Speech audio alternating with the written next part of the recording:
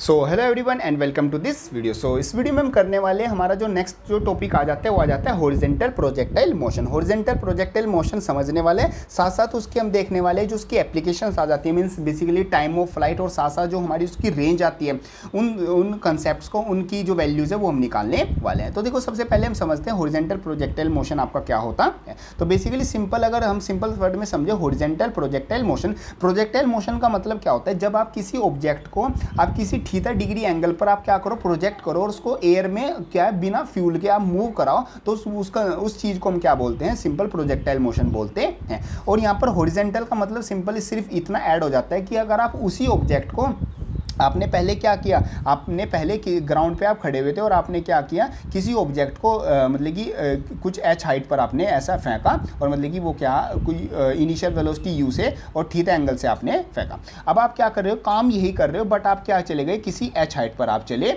गए। तो अगर आप एच हाइट से आप क्या करते हो, किसी ऑब्जेक्ट को नीचे फेंकते हो, तो उस टाइप के मोशन को, उस टाइप के प्रोजेक्टाइल मोशन को बेसिकली हम बोल देते हैं हॉरिजॉन्टल प्रोजेक्टाइल मोशन। जो आप बिना हाइट मीन्स ग्राउंड लेवल से आप अगर फेंकते मतलब प्रोजेक्ट करते हो किसी ऑब्जेक्ट को, उसको बेसिकली हम बोलते हैं वर्टिकल प्रोजेक्टाइल मोशन। और अगर आप किसी एच हाइट से ऑब्जेक्ट को प्रोजेक्ट करते हो तो वहाँ पर आ जाता है हमारा हॉरिजॉन्टल प्रोजेक्टाइल मोशन। यहाँ पर साफ लिखा हुआ भी है, मतलब simply object is thrown from some height, height से वो फेंका जाता है, तो सिंपल आपका हॉरिजॉन्टल प्रोजेक्टाइल मोशन आता है। अब बात कर लेते हैं हम इसकी कुछ एप्लीकेशंस की जो कि आ जाती है। सबसे पहले time of flight. Time of flight का मतलब क्या है कि जो ऑब्जेक्ट जो आपने फेंका, मतलब कि जो आपने प्रोजेक्ट किया, वो ग्राउंड पर जाके टच होगा, तो वो आपसे आपके हाथ से निकलने से लेके आपके जब ग्राउंड में टच होगा तो उसके बीच में वो कितनी टाइम तक हवा में रहेगा या कितना टाइम वो प्रोजेक्टाइल मोशन करेगा, उस टाइम को हम क्या बोलते हैं, टाइम ऑफ फ्लाइट बोलते हैं, जिसको हम क्या करते हैं बेसिकली टी से, कैपिटल टी से डिनोट करते हैं। तो उसको हम, इसकी जो एक्सप्रेशन है वो निकालने वाले हैं। तो सबसे पहले आप डायग्राम को समझो। तो डायग्राम में आपके पास क्या आता है, एक एच हाइट की आपके पास क्या आ जाती है, टावर, बिल्डिंग या कोई भी चीज़ आ जाती है जहाँ पर आप क्या करते हो, खड़े हुए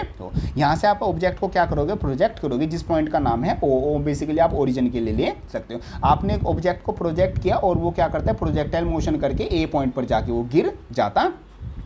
जो आपकी u इनिशियल वेलोसिटी होगी उसकी डायरेक्शन क्या होगी, एक्स एक्सिस में होगी। और यहाँ पर आप क्या लेते हो, बीच में कोई भी एक p पॉइंट ले लो। p पॉइंट पर यहाँ पर आपने क्या किया, जो आपका जो वेलोसिटी थी उसके कंपोनेंट में आपने ब्रेक किया, तो जो आपकी एक्स एक्सिस में जो वेलोसिटी का कंपोनेंट होगा वो vx होगा, और y एक्सिस में क्या होगा, वो vy आपका होगा। ये आपकी क्या आ गई, ये आपकी बेसिकली एक्स एक्सिस आ गई, और ये आपकी क्या आ गई, y एक्सिस आपकी आ गई। अब हम यहाँ पर निकालने वाले टाइम पीरियड। टाइम पीरियड मतलब कि जो टोटल टाइम लगा एक ऑब्जेक्ट को o से लेके a तक आने में। अब यहाँ पर देखो, यहाँ पर हम यूज़ कर रहे हैं अपना हॉरिजॉन्टल प्रोजेक्टाइल मोशन। तो बेसिकली यहाँ पर हम जो वैल्यूज़ लेंगे वो y कंपोनेंट्स की वैल्यू लेते हैं। तो जैसे हमारे पास जो s है, s हमने क्या ले लिया, s हमारे पास क्या आ गया, जो s हमारी जो हाइट थी, मतलब कि जो डिस्टेंस है वो हमने क्या ले ली, हाइट ले ली। u मतलब इनिशियल वेलोसिटी, इनिशियल वेलोसिटी का हम कंपोनेंट लेंगे y डायरेक्शन में। तो y डायरेक्शन में हमारे पास जो कंपोनेंट आ जाएगा वो उस तरफ हमारा आ जाएगा, मतलब कि u अगर हमारा इस तरफ है तो ux और uy इसके वर्टिकल और हॉरिजॉन्टल कंपोनेंट हो जाएंगे। ऐसे ही हमारे पास a आता है, a हमारे पास किसके इक्वल आ जाएगा, a y means vertical component, और t मतलब किसके इक्वल आ जाएगा, कैपिटल टी के इक्वल आ जाएगा। अब हम अपनी इक्वेशन यूज़ करते हैं, s equal to u t plus का हाफ ए टी स्क्वायर। ये हम अपना इक्वेशन यूज़ करें, s की जगह क्या लिख देंगे, सिंपल h लिख देंगे, u की जगह क्या आ जाएगा, यू वाई आ जाएगा, और a की जगह क्या आ जाएगा, ए वाई आपका आ जाएगा। सारी वैल्यूज़ अपनी जगह एज इट इज़ आ जाएंगी। अब h तो h ही है। अब u देखो यहाँ पर यू वाई किसके इक्वल होगा, यू वाई जीरो के इक्वल होगा। कैसे, देखो आपने जो u है, u किस डायरेक्शन में आपने ऑब्जेक्ट को प्रोजेक्ट किया, x डायरेक्शन में आपने ऑब्जेक्ट को प्रोजेक्ट किया, तो उसकी y डायरेक्शन में जो इनिशियल वेलोसिटी है वो किसके इक्वल होगी, वो जीरो के इक्वल होगी। क्यों, क्योंकि वो तो आपका x डायरेक्शन में मोशन कर रहा है, मतलब कि आपने जो इनिशियल वेलोसिटी दी तो वो आपने y डायरेक्शन में दी, मतलब जो ऑब्जेक्ट है वो आपने इस तरफ नीचे ऐसे फेंका, आपने जो ऑब्जेक्ट को ऊपर की तरफ नहीं फेंका, वरना यू वाई की वैल्यू यहाँ पर कुछ होती है और यहाँ पर यू वाई की वैल्यू क्या आती है, जीरो आती है। तो ये एक चीज़ हमने यूज़ की, यू वाई की जगह हमने जीरो रख दिया, और ए वाई की जगह हमारे पास क्या आ जाएगा, जी आ जाएगा। जी यहाँ पर हमारा पॉजिटिव वैल्यू आएगी, क्यों, क्योंकि ऑब्जेक्ट भी नीचे आ रहा है और जो फोर्स लगती है वो भी मेरी जी की वैल्यू डाउनवर्ड डायरेक्शन में ही लगती है।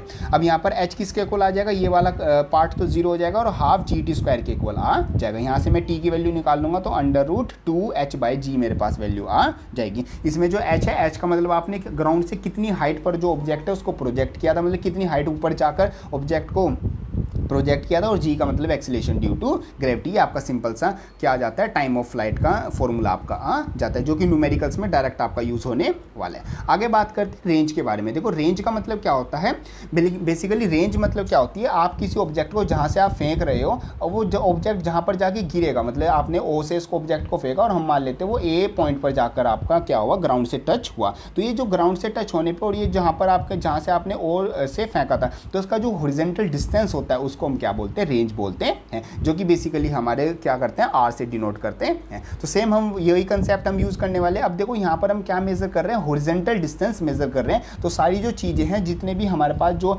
एक्सीलरेशन, जो हमारे पास वेलोसिटी, जो भी हमारे पास चीज़ें आएंगी, वो हम क्या लेंगे, वो हम हॉरिजॉन्टल डायरेक्शन में ही लेंगे। तो फॉर्मूला हमारे पास क्या लगेगा, s is equal to u t plus half a t square, Newton second equation of motion, वही हम यूज़ कर रहे हैं। अब एस क्या हो जाएगा, एस को हम मान लेते हैं एक्स डिस्टेंस। एक्स मतलब कि हमारे पास क्या होगा, जो हॉरिजॉन्टल डिस्टेंस, बेसिकली जो रेंज होगी वो मेरे पास वैल्यू आ गई। यू की भी मैं अपना क्या लूँगा, एक्स डायरेक्शन में वैल्यू लेगा, तो यू की एक्स में आ जाएगा, मेरे पास यू आएगा, क्योंकि एक्स एक्सिस में मैंने यू स्पीड से उसको ऑब्जेक्ट को प्रोजेक्ट किया हुआ है। टी मेरे पास कैपिटल टी आ जाएगा, और acceleration a is equal to क्या आ जाएगा, ए एक्स आ जाएगा, मीन्स एक्स डायरेक्शन में एक्सीलरेशन की वैल्यू जो कि बेसिकली क्या होगी, जीरो होगी। क्यों, क्योंकि जो ऑब्जेक्ट है वो एक बेसिकली कहाँ पर आ रहा है, बेसिकली जो ऑब्जेक्ट है वो यहाँ से ऐसे नीचे की तरफ आ रहा है, तो उस पर मतलब कि ए वाई तो लगेगा, क्योंकि ऑब्जेक्ट को नीचे लेके जा रहा है। अब ए एक्स मेरे पास मतलब कि हॉरिजॉन्टल डायरेक्शन में कोई भी एक्सीलरेशन नहीं लग रहा है। क्यों, क्योंकि ऑब्जेक्ट के पास अपना कोई फ्यूल नहीं है कि वो स्पीड को कम या ज़्यादा कर सके अपनी मर्जी से। उसकी जो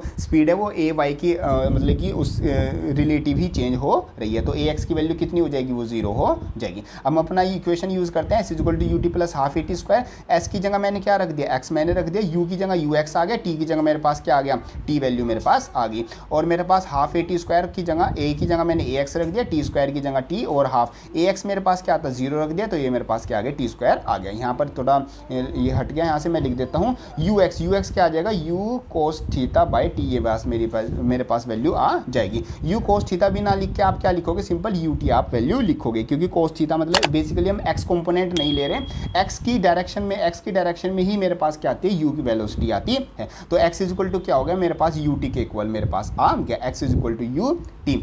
हाफ ये वाली सारी वैल्यू क्या हो जाएगी, ये वाली जीरो के इक्वल हो जाएगी, क्योंकि इसमें एक्सीलरेशन कितना आता है, जीरो आता है। अब x इज इक्वल टू क्या आ गया, यू टी आ गया। t की वैल्यू मैंने अभी निकाली थी स्टार्टिंग में, t की वैल्यू मेरे पास under root two H by G थी, तो मैं अपना t की वैल्यू यहाँ पर रख दूंगा। तो मेरे पास जो x की जो रेंज की वैल्यू है वो क्या आ जाएगी, x is equal to u into under root two H by G, मेरे पास ये वैल्यू आ जाएगी। ये मेरे पास बेसिकली सिंपल सा फॉर्मूला आ जाता है for the range in horizontal projectile motion. ये आपके पास फॉर्मूलेज आ जाते हैं, दोनों का आप स्क्रीनशॉट भी ले सकते हो। ये आपके पास रेंज आता है, और ये आपके पास क्या आता है, time of flight for the horizontal projectile motion. इस तरीके से आपका ये क्या आ जाता है, कंसेप्ट आ जाता है, जो कि बिल्कुल सिंपल सा कंसेप्ट आता है। होप करता हूँ आपकी ये चीज़ें अच्छे से समझ में आ गई होंगी।